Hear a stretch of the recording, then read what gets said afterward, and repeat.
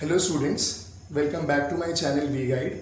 आज के इस वीडियो में हम एडवर्टीजमेंट से रिलेटेड जो है किस तरीके का क्वेश्चन आता है और उसको हमें सॉल्व किस तरीके से करना है वो हम बताएंगे। हमने यहाँ पर लिया है क्लासिफाइड एडवर्टीजमेंट।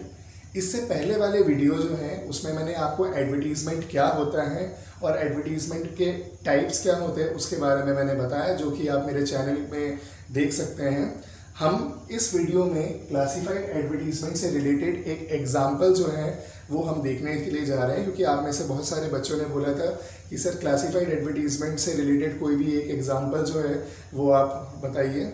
मैं कोशिश करूंगा कि मैं क्लासिफाइड एडवर्टीजमेंट से रिलेटेड कोई दूसरे एग्जाम्पल्स भी जो है मैं उसके भी वीडियोज़ अपलोड करूँ। अब क्लासिफाइड एडवर्टीजमेंट, जैसे कि मैंने आपको पिछले क्लास में बोला था कि क्लासिफाइड एडवर्टीजमेंट जो है वो बेसिकली क्या रहते हैं कि किसी एक हेडलाइन के अंतर्गत आते हैं। ठीक है, जैसे मैट्रिमोनियल्स हो गया, कोई किसी तरीके का आपका एजुकेशनल साइट हो गया, या फिर किसी तरीके का आपका सिचुएशन वेकेंट हो गया, तो उसमें आता है। तो आज के इस वीडियो में मैंने एक एग्जाम्पल लिया है। जैसे आपको क्वेश्चन आएगा तो वो क्वेश्चन किस तरीके से आएगा कि आपका नाम जो है वो सो एंड सो है। जैसे मैंने यहाँ पर एक ले लिया निगम करके, ठीक है। तो आपका बेटा जो है उसका नाम ये है, मान लीजिए कि बेटे का कोई भी नाम जो है वो अविनाश निगम या कुछ भी आपको दे दिया गया है। He is a doctor working in Mumbai. उसकी जो सैलरी है वो 5 फिगर्स में है। तो आप बेसिकली इंदौर में रह रहे हैं, तो आप इंदौर के पेपर में एक मैट्रिमोनियल ऐड जो है अपने लड़के के लिए देना चाहते हैं। ठीक है, आप उसका हाइट हेल्थ जो है क्वेश्चन पेपर में आपका दिया रहेगा। ठीक, और बेसिकली उसमें ये दिया रहेगा कि मान लीजिए कि जो आपकी डिमांड है वो ये है कि जो लड़की जो है वो डॉक्टर होनी चाहिए और caste is no bar for you. ठीक है, कुछ इस तरीके का आपको क्वेश्चन जो है अगर आता है तो आप उसमें किस तरीके से लिखेंगे, अलायंस इनवाइटेड फॉर निगम, या आप यहाँ पर ये भी लिख सकते हैं कि alliance invited for Nigam boy. ठीक, फिर उसके बाद आपको अगर क्वेश्चन पेपर में उसका एज या फिर हाइट जो है वो दी हुई है, तो आप बेसिकली यहाँ पर लिखेंगे 30/170। 30 इज एज। ठीक, 170 सेंटीमीटर्स में होता है, लगभग 170 सेंटीमीटर्स जो है वो लगभग 5 फुट 7 इंच या 5 फुट 8 इंच के करीब होता है। ठीक है, फिर क्वेश्चन पेपर में दिया अगर है कि डॉक्टर है बच्चा, तो डॉक्टर MS ऑर्थो, इस तरीके से आपने लिख दिया। फिर वर्किंग इन मुंबई, बेसिकली अगर आपको क्वेश्चन में दिया हुआ है कि लड़का जो है वो कहाँ पर काम कर रहा है, तो आपने उसमें लिख दिया वर्किंग इन मुंबई। ठीक, फिर क्वेश्चन पेपर में आपको ये चीज़ दी हुई है कि सैलरी जो है वो उसके 5 फिगर्स में, आपने यहाँ पर लिख दिया सैलरी 5 फिगर्स। ठीक, फिर looking for a doctor girl, जैसे कि मैंने आपको बताया कि जैसे अगर आपकी ये डिमांड है कि जो भी जो ब्राइड हो वो she is also a doctor, मतलब वो डॉक्टर प्रोफेशन में जो है वो काम करेगी, या आप डॉक्टर प्रोफेशन वाली लड़की जो है वो देख रहे हैं, तो सिंपली आप यहाँ पर लिखेंगे लुकिंग फॉर डॉक्टर गर्ल। ठीक है, फिर कास्ट नो बार। ठीक है, क्वेश्चन पेपर में अगर दिया हुआ है कि किसी भी तरीके की कास्ट जो है उसमें कोई प्रॉब्लम नहीं है, तो आप यहाँ पर लिखेंगे कास्ट नो बार।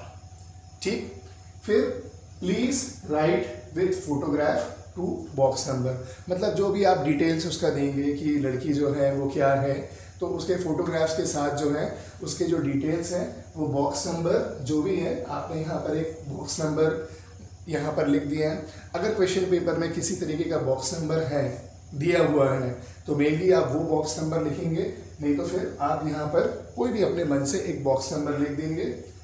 दैनिक भास्कर आप जिस पेपर में आप देना चाह रहे हैं, अगर मान लीजिए क्वेश्चन पेपर में कोई दूसरे पेपर का नाम दिया हुआ है या नहीं दिया हुआ है, अगर नहीं दिया है तो आप कोई भी नाम लिख दीजिए जो कि आपके मन में है, और अगर दिया हुआ है तो बेसिकली आप वहाँ पर उस न्यूज़पेपर का नाम आप लिख देंगे।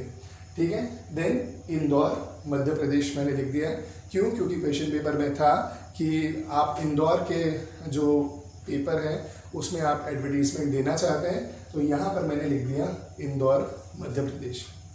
ठीक है, ध्यान रखिएगा बच्चों कि जो भी क्लासिफाइड एडवर्टीजमेंट रहता है, हम जो मान लीजिए मैट्रिमोनियल्स का अगर हम देते हैं, या फिर अगर हम सिचुएशन वीकेंड का देते हैं, या फिर किसी एजुकेशन से रिलेटेड चीज़ें देते हैं, तो हम उसमें बहुत ही शॉर्ट एंड स्वीट तरीके से हम लिखते हैं, ठीक है। किसी तरीके का हम अननेसेसरी एलैबोरेशन जो है वो हम चीज़ें नहीं लिखते। जैसे इसमें मैंने आपको बताया कि आपको बेसिकली एक क्वेश्चन आया है, उसमें ये दिया हुआ है कि आपका बेटा है, ठीक है, उसका कोई भी सरनेम है, उसकी हाइट दे दी गई है, उसका एज दे दिया गया है, और डिमांड क्या है, डिमांड ये है कि सिर्फ जो चूँकि वो डॉक्टर है तो उसकी ये इच्छा है कि जिस भी लड़की से वो शादी करे वो डॉक्टर होनी चाहिए, तो वो उसकी मेनली डिमांड है, और कास्ट नो बार है।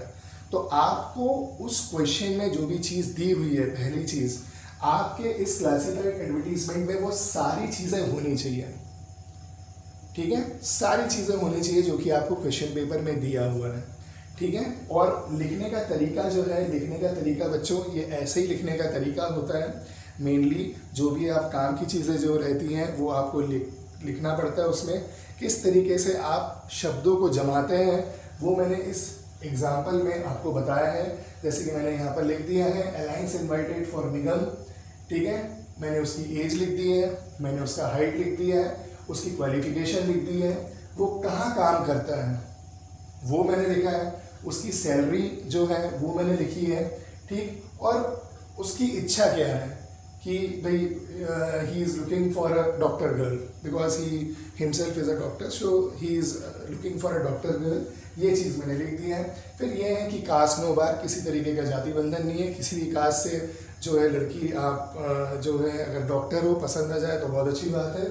और आपने ये चीज़ बोला कि डिटेल्स के साथ उस पर्टिकुलर लड़की जो का है फोटोग्राफ भी भेजे, कहाँ पर भेजे, जो बॉक्स नंबर है वो आपने दे दिया है, और दैनिक भास्कर जो पेपर का जो नाम है, अगर क्वेश्चन पेपर में पेपर का नाम दिया हुआ है तो आप बेशक लिखिए, नहीं अगर दिया है तो आप अपने मन से किसी भी पेपर का नाम जो है वो आप लिख सकते हैं।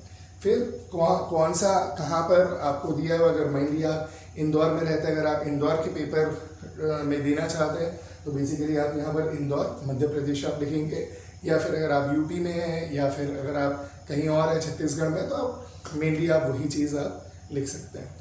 तो मुझे ऐसा लगता है कि मेरा ये एक्सप्लेनेशन जो है वो आपको समझ में आया होगा। अगर मेरा ये एक्सप्लेनेशन समझ में आया तो please like and subscribe my channel. Thank you.